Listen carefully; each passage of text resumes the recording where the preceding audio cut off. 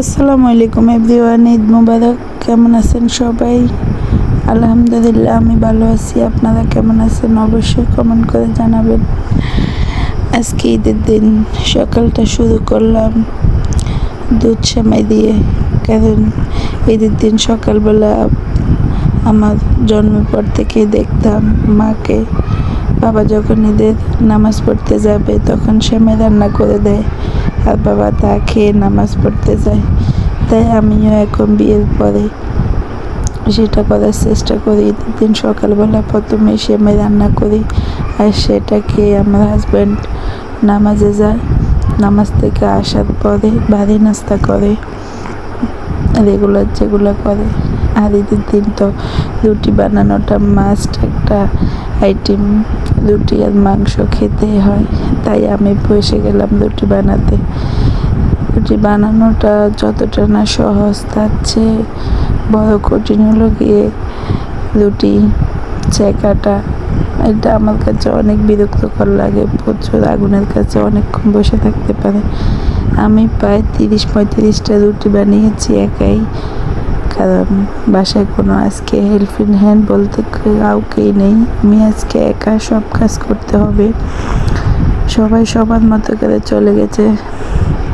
তারপরে আমি মশলা বাটতে বসে গেলাম। যখন বাটা মশলা দিয়ে মাংস রান্না করবেন তখন দেখবেন যে মাংসর স্বাদ দ্বিগুণ হয়, ঝোলটা অনেক ঘন হয়।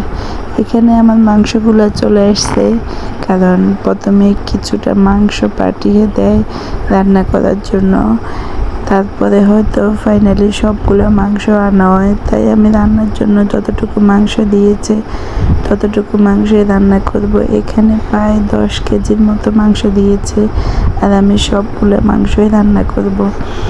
আমি এখানে সবগুলো মাংসতে মশলাগুলো মেখে নিচ্ছি, সবগুলো এখানে বাটা মশলা। আজকে আমি বাটা মশলা দিয়ে সব রান্না করব।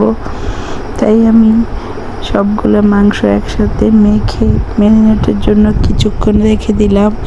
এখানে দেখেন মাংসগুলোর কালার কতটা সুন্দর হয়েছে। আর আমার মতো কে কে আছেন, মাংস যখন কষানো অবস্থায় থাকে তখন একটু মাংস নিয়ে খেয়ে দেখে? অবশ্যই কমেন্ট করবেন। এটা আমার বড় অভ্যাস বলতে পারেন, তবে আমার ভালো লাগে। আর সারাদিন কাজ শেষে এখন ঘড়ি রাত বাজে 7টা প্রায় 35। আমি এখন খেতে আসলাম। মনে হলো যে সারাদিন উপোস থাকার পরেও যে খিদের একটা চাঞ্চল্যকর